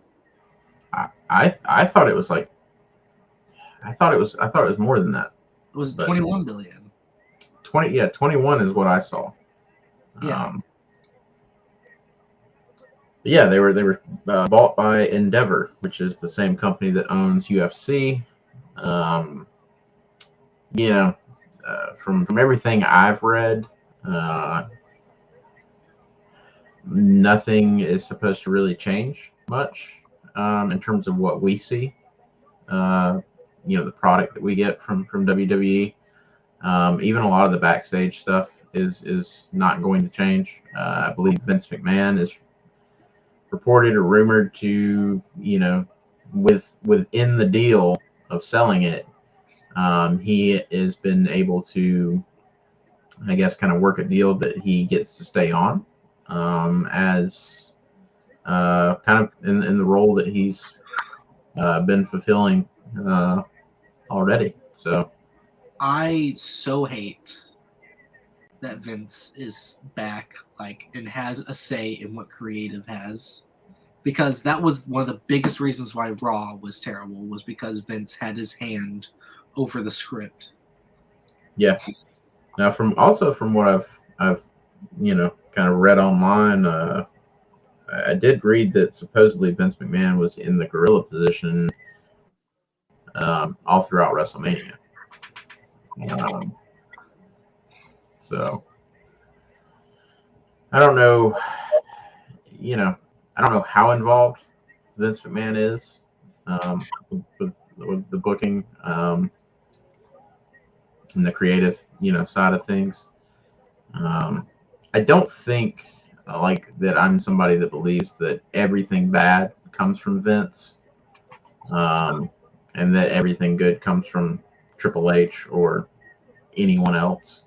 Both of them do have their ups and downs. Yeah, I was about to say, I think the truth probably lies somewhere more in the middle. I think Triple H is perfectly capable of doing good matches, good booking, good storytelling, but he's also capable of passing some turds.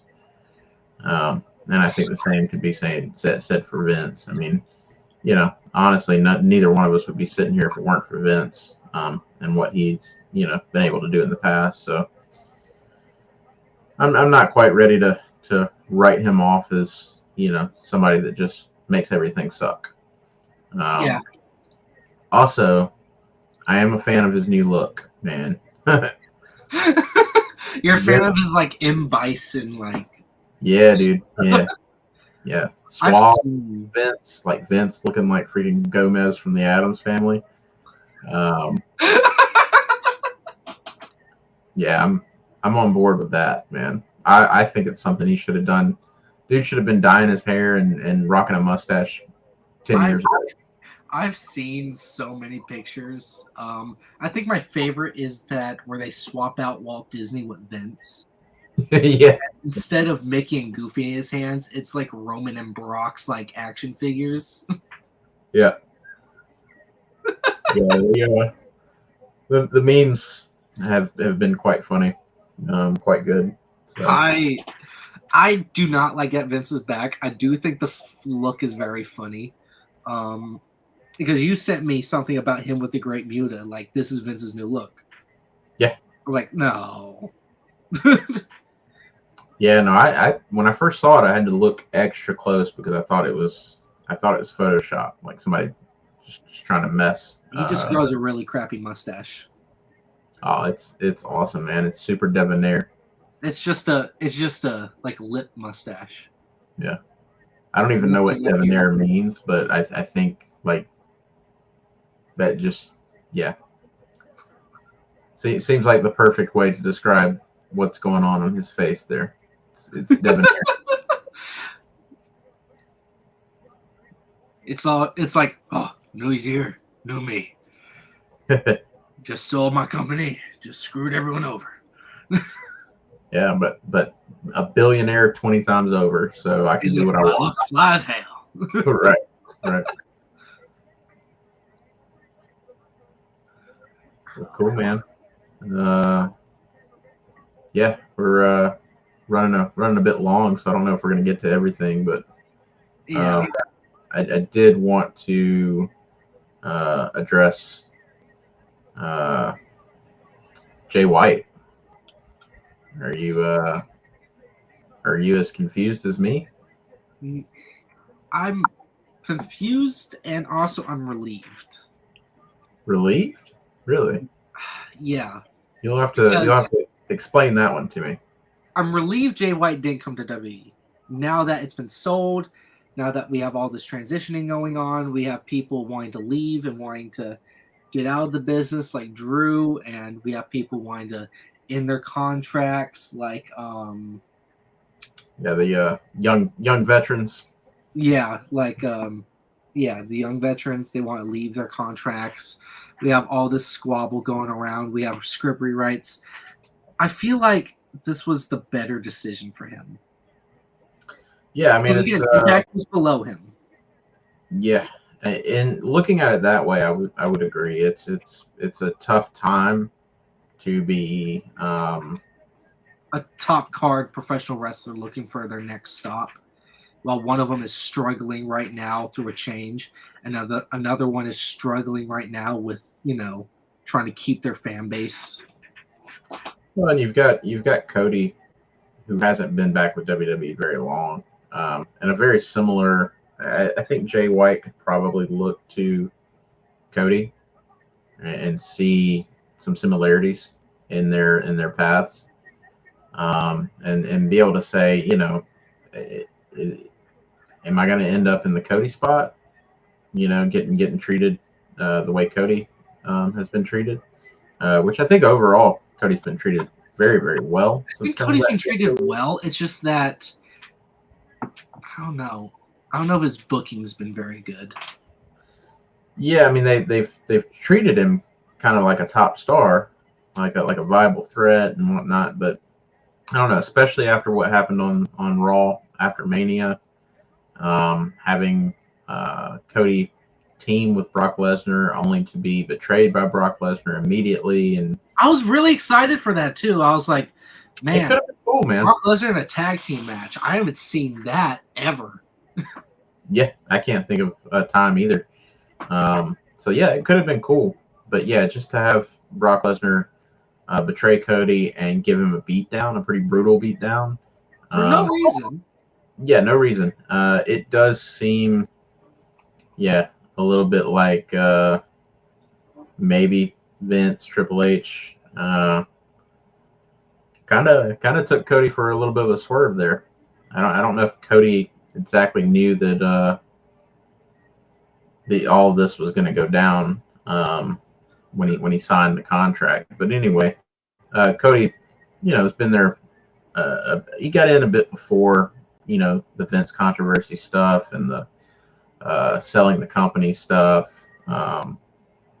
There's even rumors of Stephanie, Triple H, Vince, all kind of like family drama at odds with one another.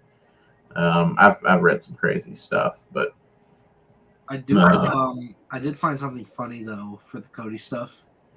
Just some fan or whatever posted something, a little meme. It was like WrestleMania Night 2 gets like beaten brutally. The story doesn't end. Raw after WrestleMania, gets beaten brutally by Brock Lesnar. Cody Rhodes, can things get any worse? The next thing is just him opening a suitcase from Hunter. Opens it up and it's a Stardust outfit. I laughed so hard at that because I was like, it's true. Yeah, that's what I'm talking about, man. That's with Jay White, that situation plus the uncertainty within the company, things. I've seen rumors of since this sale has gone down that some of the WWE staff, both behind the scenes and in ring, are going to be let go. They're looking at how that Vince is back, and April is right here. We're probably going to get more budget cuts, aren't we? Yeah, it seems that way. So I don't know. In that sense, I can kind of see Jay White doing what he did. However, if you're Tony Khan, you're booking AEW, you've got Jay White signing a contract. You got to tell me that you have something better for him than what they gave him. His debut with AEW, as being all elite, was to come out at the start of a match between Juice Robinson and Ricky Starks to deliver a beatdown to Ricky Starks, and then immediately leave the ring. Nothing was said. We don't know why he beat down Ricky Stark. They did kind of tease a little bit of Bullet Club, being that Juice Robinson was a Bullet Club member. Jay White, I'm not sure where Jay White left off with Bullet Club. I think he was still a part of it when he left. Like, he's officially not removed from the club, I don't think. Yeah. So maybe that might be moving the club to AEW. Well, they one thing that I do like about the Bullet Club that they've managed to do is kind of spread the club out. Right now we have the Bullet Club represented in New Japan, Impact, and AEW, and sort of in WWE. Yeah. I was gonna mention that. You've got alumni, you've got the club, but we're obviously not. Yeah, we're obviously not calling it the Bullet Club in WWE, even though they've referenced the name. Right. But yeah, it's and I don't know if you saw, but Ace Austin and Chris Bay recently won the IWGP Tag Team Champions. So I don't know. It's pretty cool to have Bullet Club, in AEW, in Jay White and Juice Robinson. Mm-hmm. I don't know if they're gonna, bring more people over, if they're gonna add to the Bullet Club in AEW. I don't know if they're gonna, really do much with that. In terms of expanding it, it may just be like Jay White and Juice Robinson are a tag team, and they're the Bullet Club, But I don't know, man. I thought Jay White deserved better than what he got. Definitely does. He's one of my favorite, guys that aren't AEW. Well, now he is, but he was my favorite guys that weren't, WWE or AEW at that time. That I was like, man, his fighting style, his wrestling style, his finishing move, which is just a it's a Sister Abigail. It's a sister. Well, it's a flatliner. Yeah. It's a sling blade flatliner. Yeah. Or like a twisted flatliner, where a flatliner is just straight up and down. His is like Sister Abigail, which is a flatliner, but it's more of a spring-loaded, more of a launch back. Yeah. Yeah, if I was doing it, I would have had him come in with, a bigger storyline, taking out some bigger talent. Ricky Starks is great, but WWE has not really done a good job of building him up. You know, Ricky Starks deserves to be higher on that card than what he is. So maybe had AEW done a better job of building him up, I wouldn't have as much of a problem. But I don't know, Ricky Starks just felt beneath Jay White, and with no backstory, no real storyline to kind of invest in there. I don't know, man. It just felt like a missed opportunity. I think he could have come in, and went after MJF immediately. Yeah, he could have either went after MJF or what's happening on Dynamite? He could probably went after Moxley. He could have been a sort of face, sort of heel, or sort of on nobody's team, but wants to face Moxley, the big bad. Well, and you've got Moxley and the Blackpool Combat Club, kind of running roughshod, attacking everybody, beating everybody down, and they're right now feuding with Kenny Omega and the Elite, which those are Bullet Club guys. So you've got Jay White. Jay White and Omega have had their thing in the past, but I would rather had Jay White team up with Omega to make it a 4-on-4 against Combat Club. Yeah, that's what I was about to say. Especially and that might be, maybe they go there. Maybe we're being a little too impatient and we need to just kind of wait and see. But yeah, that's, which I know Kenny Omega and the Young Bucks have pretty much just distanced themselves from the Bullet Club since being in AEW. They're the Elite, They're the Elite, yeah. They've started their own thing. Yeah, but the Elite was at one time just a smaller faction within Bullet Club. You know? So it's there's relationship there to explore. So yeah, I would have which, by the way, did you see Daniel Bryan and Blackpool Combat Club, what they did to Adam Page? No, but I'm sure it was glorious. Oh, it was beautiful, man. Daniel Bryan Danielson, best wrestler in the world. Not the greatest promo. He ain't bad, but he ain't great. He cut a promo with Blackpool Combat Club in the ring, and they attacked Adam Page. Bryan Danielson, sorry, pulled out a freaking screwdriver and took it to Adam Page's head while the other guys held him down. So I would, if I hadn't done the same thing before, to where I've used a screwdriver as a weapon of choice, I would have said that's crazy and that's fun. But for the longest time in high school, of course, I can't have a weapon. So the only thing I had to defend myself was a long, flathead screwdriver. Yeah.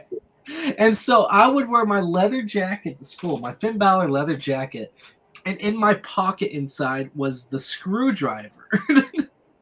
For any time I was in a rough situation, if that ever occurred, it never occurred, but if it ever occurred, I would have taken out that long-ass screwdriver and tried to use it as a shiv. It can be kind of a menacing weapon. The weird thing about it is I sharpened it. Yeah. Yep. It's rough growing up in the hood, man.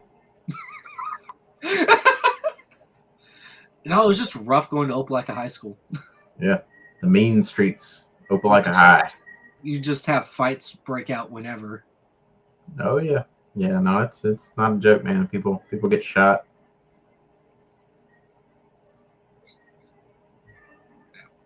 But yeah, I believe that's all the time we have.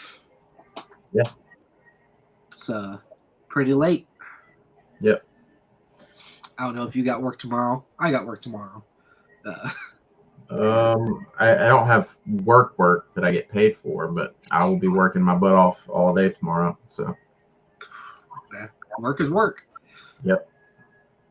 If you get paid or not, work is work. It's a good chat. WrestleMania overall was good.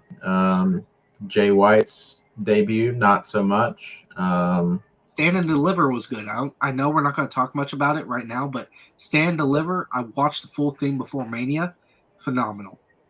Yeah, very good. Even the Chase U stuff, it was great. Yeah, I watched. I watched that as well. Chase U stuff was great. Match of the night there was the North American Championship. Of course. All the matches were good. You know, if you get a chance, watch them all. But I almost cried with the Hartwell match because I'm a big Indy Hartwell fan. Really, I did not know that. Are you being sarcastic? Are you joking? I'm not being sarcastic. This has been a long time coming for her. Okay. And I really thought she wasn't going to be able to climb the ladder. And just to see Dexter, just all the emotion at once, I almost cried in front of my girlfriend. Well, yeah. That one didn't really get me the way it got you, but fair enough. Yeah. Oh yeah, Yeah. Braun Breaker's heel now, so. Yeah, Carmelo Hayes, new NXT champion. And Babyface. What? Yeah. And Axiom is still awesome. Oh yeah. It looks like Axiom's going to go against Scripps. Yeah, I'm down for that, man.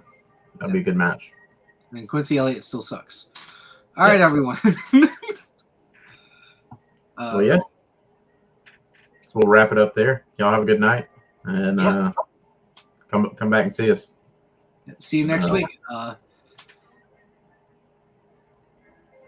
I'm Big Bubba Brogdon.